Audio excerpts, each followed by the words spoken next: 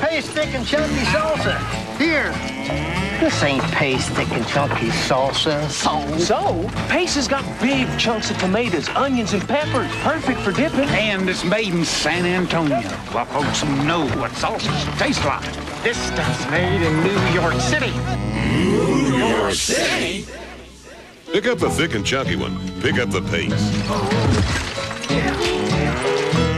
Animal. Stay with KREM 2 tonight. This is First News Live at 5. It's rallying time for 5th District candidates as the 2-week warning for elections sparks a scramble for votes. Good evening, everyone. I'm Nadine Woodward. I'm Charles Rowe. Here we are again in the newsroom as construction continues on our new set. And here's what's new tonight at 5. 2 weeks from tonight, the nation's eye will be on eastern Washington as voters decide the fate of the Speaker of the House. Both Tom Foley and George Nethercutt are picking up the pace out on the campaign trail. Both are hoping to pick up support from any undecided voters. KREM 2's Tracy Vetter has details live from a labor rally at the Spokane Interstate Fairgrounds tonight. Tracy? Well, Labor has always been seen, Charles and Nadine, as a strong supporter of Democrats, as well as a reliable voice for Tom Foley. So after weeks of mostly unfavorable polls, tonight's Labor rally is seen as a welcome cheer in the Foley campaign. Now, the candidate is playing to his strengths. One of those strengths has long been seen as the agricultural vote in the 5th District. The challenger, George Nethercutt, also has support within the farm community and doesn't figure any special interest group is off limits. So I'm not conceding any wing of the Democratic Party to Mr. Foley. I think we're cutting into every bit of his prior strength. I think this is a different year, a different candidate, and so we're proud to have a lot of labor support and a lot of support from all over this district. Now, both men spoke today before a committee of the Washington Wheat Growers Association. That association does not endorse any candidates, but ever since Foley has been or was chairman of the Agricultural Committee, he's been seen as a very strong supporter of the agricultural industry. In light of that, there are some surprising signs popping up in the heartland of the 5th District.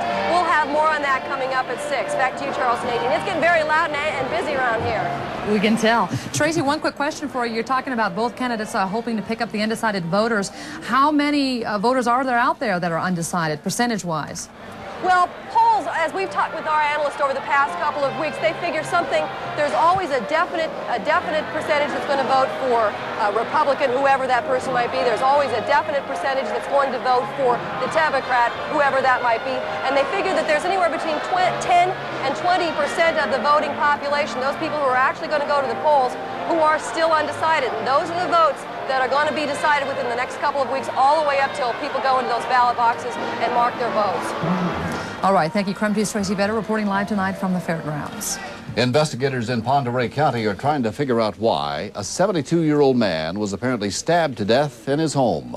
The unidentified man's body was discovered near Newport, south of Diamond Lake. Deputies discovered the victim inside his travel trailer yesterday. A friend reportedly asked authorities to check up on the man. Investigators suspect foul play because of how that trailer was locked. There was a chained padlock that is wrapped around the door on the exterior, and then it was also secured with wrapped around wire from the exterior. The victim may have been dead for days. An autopsy being conducted in Spokane should reveal more details about that apparent killing.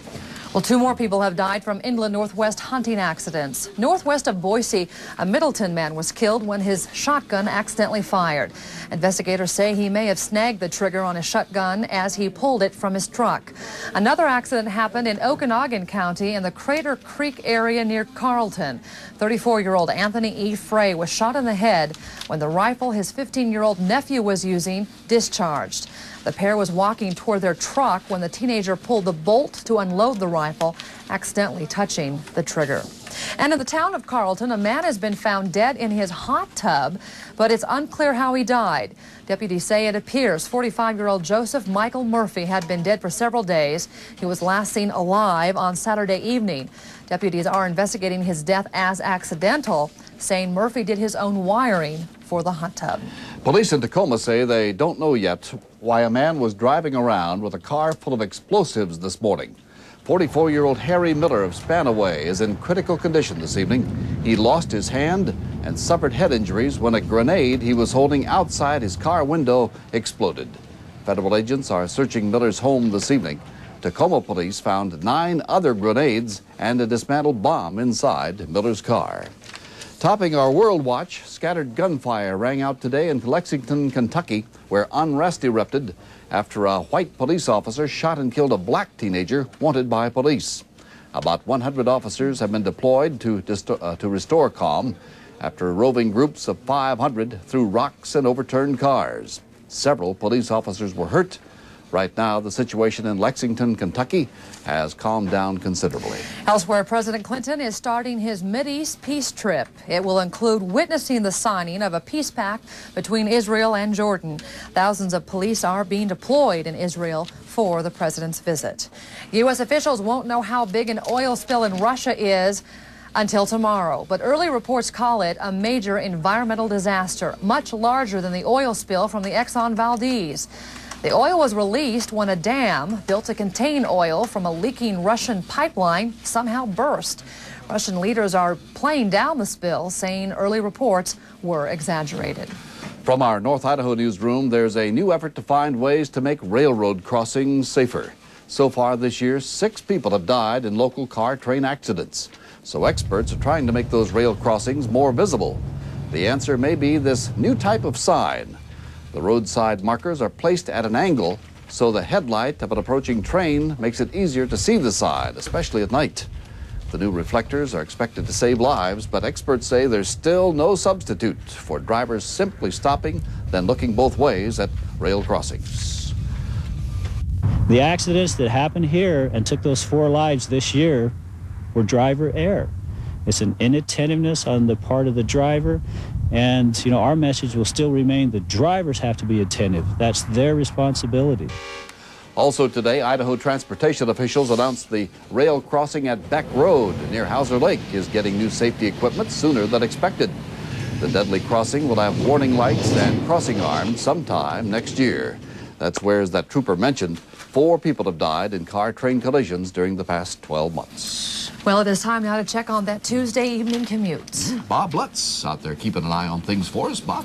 Unfortunately, no major accidents to tell you about. Do have a couple of minor problem spots, however. An earlier injury accident at 2nd and Washington got downtown traffic off to a slow start. And on the north side at Cochran and Northwest Boulevard, we have another 2-car accident that was partially blocking. As of a few minutes ago, these accidents were clear of the roadway, but some residual delays are possible. Also, eastbound I-90 commuters are still seeing some slow-moving traffic from Hamilton into the valley due to construction, but only minor delays are expected. For KREM 2 News, I'm KGA Metro Traffic Reporter Bob Lutz.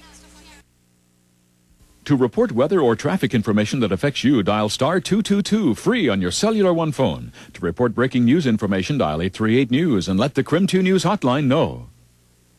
Well, it looks pretty dry right now, but Tom Sherry promises some rain? He never breaks his promises, though, does he? No, and we're not going to break the promise for you tonight as well. As a matter of fact, we've got a large storm system moving off the Pacific, so we'll check the numbers for you tonight. I think we won't see as low a temperature this evening because of the increased cloud cover expected later. We'll see an overnight low near 40. Count on some rain showers tomorrow with a high near 56. I'll show you the satellite pictures, show you just how impressive this band of cloud cover is. I'll do that for you in just a few minutes. All right. Thanks, Tom. Pet owners may have received a lot more than they bargained for from a pet store in New Hampshire. A rabies scare is being linked to a number of kittens sold there. We'll have the story up next. Plus, why kids who start smoking have a tough time trying to quit. As First News Live continues. Bill Clinton said he was a fiscal conservative. So did Mike Lowry. Now Ron Sims says he's a fiscal conservative. But look at the public record. 21 times in just 8 years, Councilman Ron Sims voted to raise your taxes. 21 times. Since Ron Sims took office, King County's spending has doubled. Ron Sims opposes the balanced budget amendment, but supported the 1993 Clinton tax hike, including higher taxes on Social Security. Fiscal conservatives, how much more can we afford? Spokane is a place you can enjoy a wide spectrum of entertainment. Wendell Azuzu and G&B Presents have helped make this a reality in the inland Northwest communities. Visit Wendell Azuzu, a long-standing Azuzu dealer, and take advantage of the special year-end allocation of rodeos and troopers. Wendell is Spokane's only Isuzu dealership. Plan to drive your new Isuzu to the Spokane Opera House November 4th through the 6th for the award-winning musical, The Will Rogers Follies, and enjoy the humor that made Will Rogers a national treasure. Let Wendell Isuzu and GMB Presents entertain you. Ready for the big game? Yes. Are you ready for a 2-all beef Titan, my friend? Thank you, Mr. Curbside Service. No mention it, Mr. Big Mac. Special sauce superstar, lettuce cheese champ. Mm-hmm. Right now at McDonald's, you can convert 2 ordinary dollars into 2 huge, irresistible Big Macs. It's our $2 conversion. 2 Big Macs or 2 hot, fresh Egg McMuffins for just $2. 2 for $2? Oh, where's my other Big Mac? Mr. Fake Handoff. All right, it's right here. Mr. Hamburglar. McDonald's today.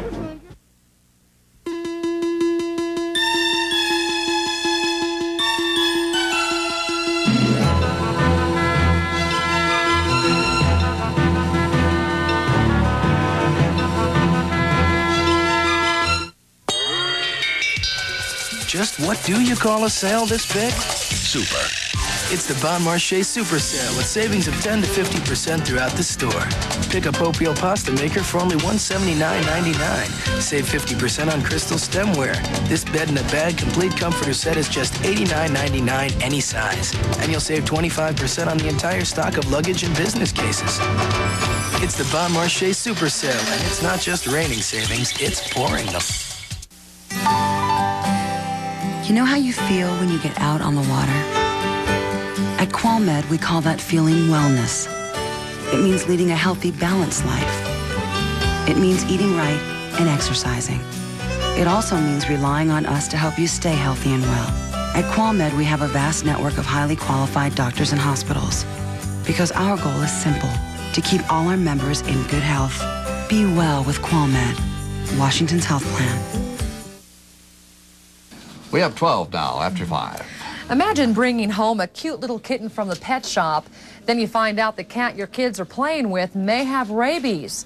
Well, that's a scare some people who recently bought pets from this store in New Hampshire are living with. Public health officials in Concord are trying to locate owners of 23 cats that may be infected.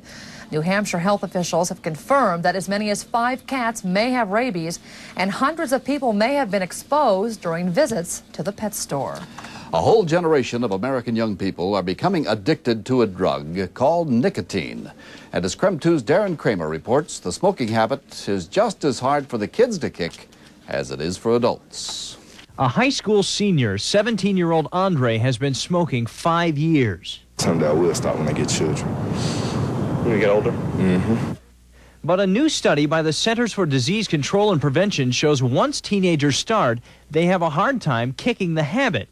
70% of kids who are regular smokers want to quit and wish they never started. The CDC report says 9 out of 10 adult smokers first tried cigarettes while in their teens. But what really surprised researchers was just how quickly youngsters are addicted to smoking.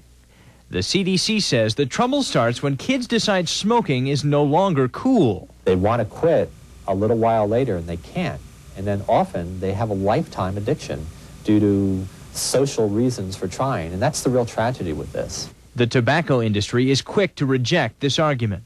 Of the kids who smoke and who have stopped smoking, they outnumber kids who keep on smoking 3 to 1. The CDC report makes 4 recommendations for keeping cigarettes away from minors: better health education in schools, enforcing laws that forbid selling tobacco to anyone under 18, dramatically increasing the cost of cigarettes and smokeless tobacco, and making tobacco companies cut back on their annual $5 billion worth of advertising. If they had any corporate conscience at all, they would do something to protect our most valuable resource, which are children. We don't see advertising as a major indicator of whether kids smoke or not. We see peer pressure as a major indicator of whether kids smoke or not.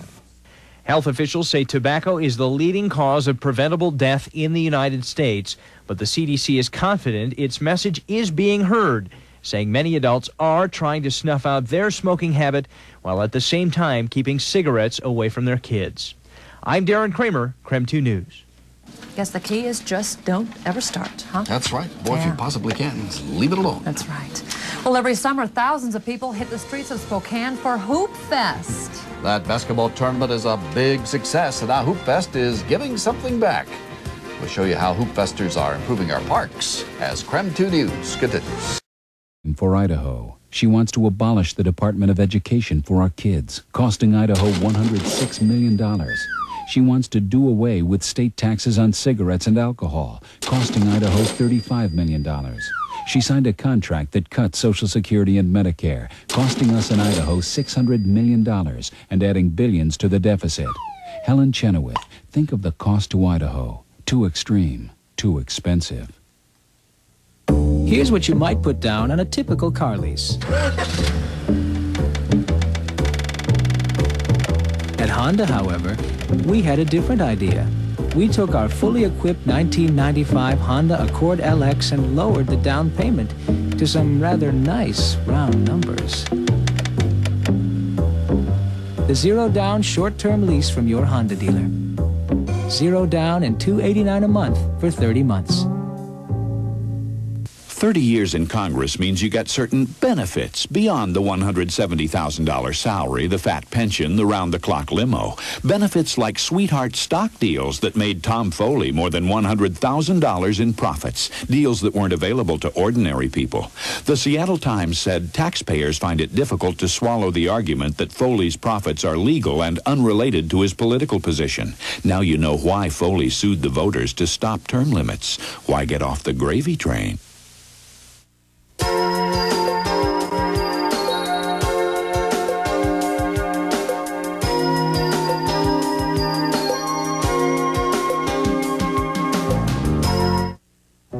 Amy O'Neill, dance teacher.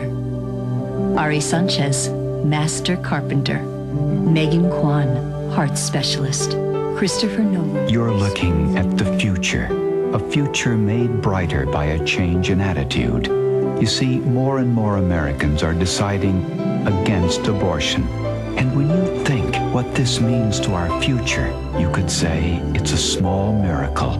Life, what a beautiful choice.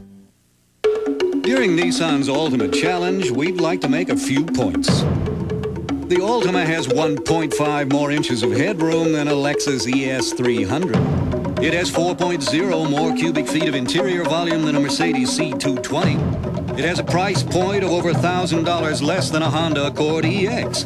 Oh, and not to belabor the point, but the Ultima now comes with 2.9% financing. The Ultimate Challenge. I think you get the point. Checking our time now, 5:18. What is a city park without a basketball court? A darn shame. That, according to the organizers of Hoopfest. Today, the group unveiled the first of many new basketball courts the tournament will build in Spokane. This one is in Harmon Park off Market Street in North Spokane. Cargo Construction and Central Premix built the courts on donated labor and supplies. The courts are paid for by Hoopfest as part of a program to build permanent hoops in parks which currently have none. What a great idea. Did you see the turning leaves on the trees in the park? Beautiful. Absolutely gorgeous. Yeah, just beautiful fall weather. Took another walk around 10 o'clock this morning. Lots of sunshine out there. And a couple of weeks ago, I had a chance to go to Cataldo Catholic School and talk to the first graders out there. You know, in first grade, they can write now? Well, of course. Yeah, well, I was getting into the reading part, but I don't think I really started writing until Tom? When you 6th, 7th grade. Oh. Anyway, lots of people talking about the weather. One gal, her name is Julie Hilland, though. She says, "Dear Mr. Sherry, I liked your tie." We had some beautiful pictures there as well. Take a look at that. A good-looking picture. We're going to show this up here. We've got palm tree. You've got the sun. I don't know if you can see down here, but we've got little fishes swimming. So the good first graders at Cataldo Catholic School, we thank you very much. Let's talk about the weather, shall we? We were just saying what a gorgeous day it was with a high of 58. Last night's low 36. There you can see the normals of 54 and 34. Check the record high of 71 and the record low of 12 back in 1919. 58 right now. Northeasterly wind at 9. Sun just now beginning to get towards its setting mode. 55 in Coeur d'Alene and also a northeasterly breeze at 10 miles an hour. Boy, you watch the wind kick up tomorrow. We're going to put a satellite map in motion for you and give you a real good look at the entire eastern Pacific. Look at that. You can see the first frontal system just now beginning to move onto the coast of Washington, and it's pretty much moved into the central area, and then another system right behind it, and you can see that good-sized curl. That's the center of the low moving into the Gulf of Alaska. friends, I expect some rain with this one. Rain on Wednesday, certainly some wind, and we could see some rain on Thursday as well. We'll look for mostly sunny skies, though, across Edmonton and Calgary. Showers across southern British Columbia. That much-needed rain, too, across central Washington, where they've had one of the worst droughts ever, especially down in the Yakima Basin. We'll look for temperatures near 58 and 61 if you live in Wenatchee. Across northern Idaho, 53, 59 in Moscow, Pullman, and Lewiston should see a high of 60 with some scattered showers. So for tonight, look for increasing clouds. That'll keep the overnight low a little warmer with an overnight low of 40.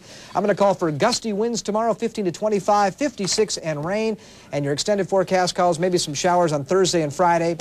But drying out for your weekend, nice fall-like temperatures, 50 on Saturday and 53 on Sunday. Ooh, nice. Much needed rain and a little bit of clearing out on the weekend. All right. Sounds great. Gonna hold you to it, pal. Okay. Yes, and now we look ahead to some of the stories that we will be following for KREM News at 6 o'clock tonight. Beer ads that use Halloween characters are stirring up quite a witch's brew. We'll tell you what's happening with that. And if Halloween is almost here, well, the rest of the holiday season isn't far behind. If you are the kind of family who puts those presents on their plastic, we're talking credit cards here, we'll show you some ways to help you with your credit. That's tonight on KREM News at 6. And as First News Live at 5 continues, that fight over Idaho's so-called anti-gay measure is heating up. Both supporters and opponents of Proposition 1 are turning up their campaign efforts. But what do you think? You can tell us as First News Live continues.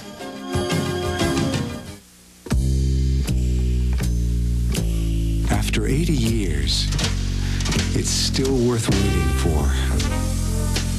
Natural whole grain goodness. Roman meal. That's eating smart. After 80 years, we're still making a splash. Natural whole grain goodness. Roman meal. That's eating smart. In February 1956, the mountains above Mace, Idaho, were covered by a blanket of snow, while under their own blankets, town residents slept. That's when they were awakened by cold reality.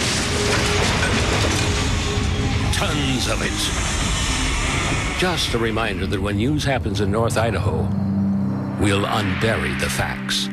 The Spokesman Review. Always been here, always will. Slade Gorton, he's what's wrong with the Senate. He took $160,000 in special interest money from banks and S&Ls, then made taxpayers pay $500 billion for the S&L bailout. He's voted against seniors, cut Medicare, and opposed long-term care.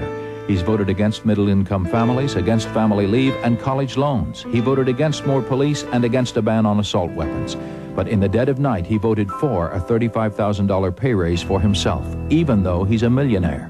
It's time for a change. Building our luxury family sedan, the Chrysler Concorde, we thought of everything, starting with spacious cab-forward design.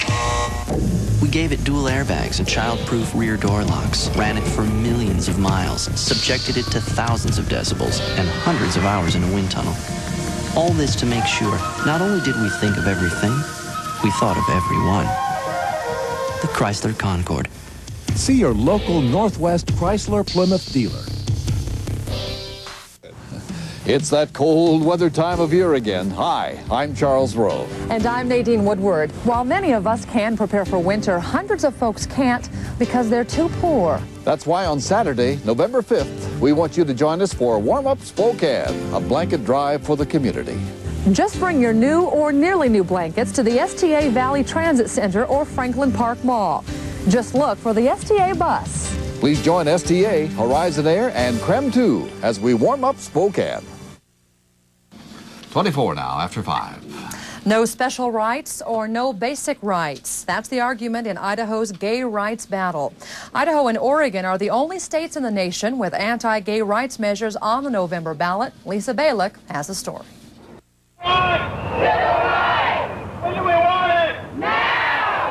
It's not exactly what you'd expect to see in the streets of Boise, Idaho. Hey, hey! Ho, ho! Homophobia's got to go! Hey, hey! Gay pride parades, huge rallies in support of gay Idahoans.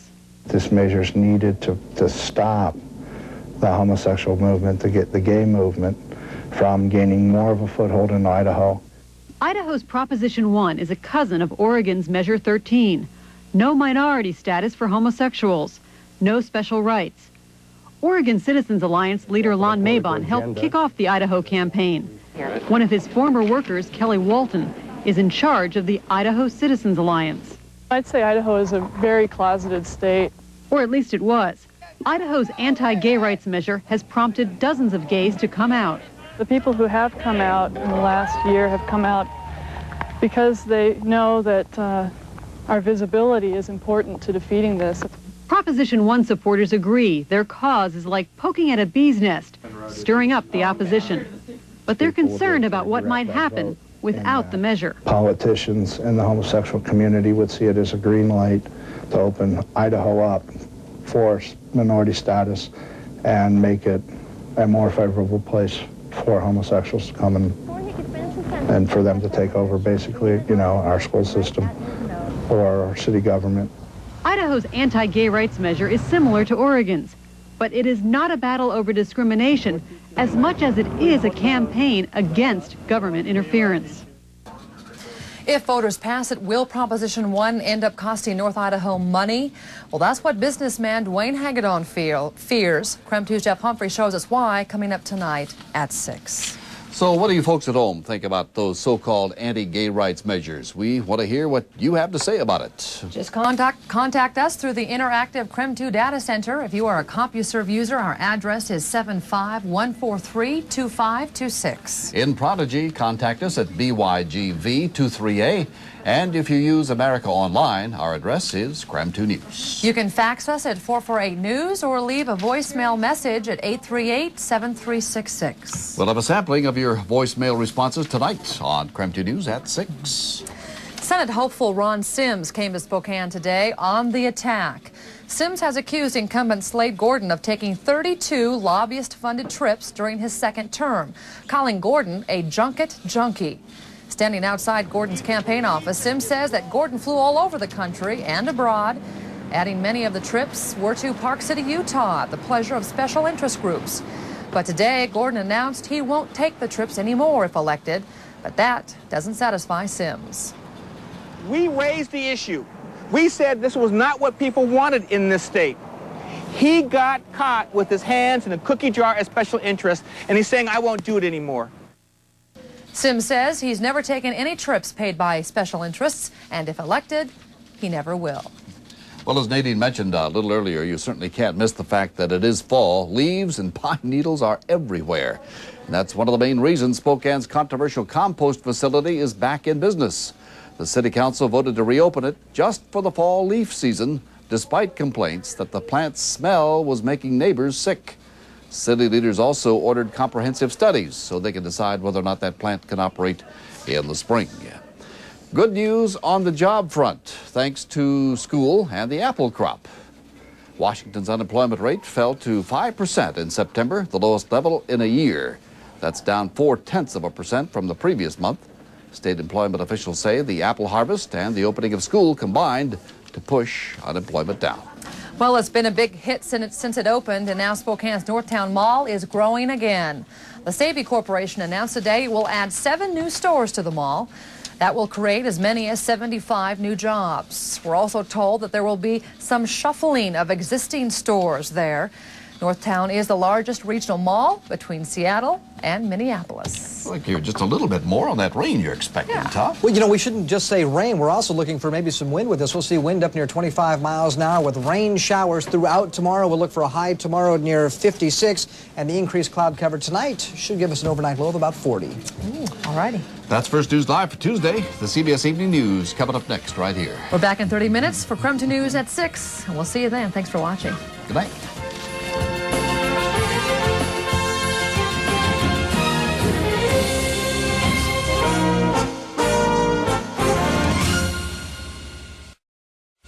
This year, he's guided into law a tough new crime bill.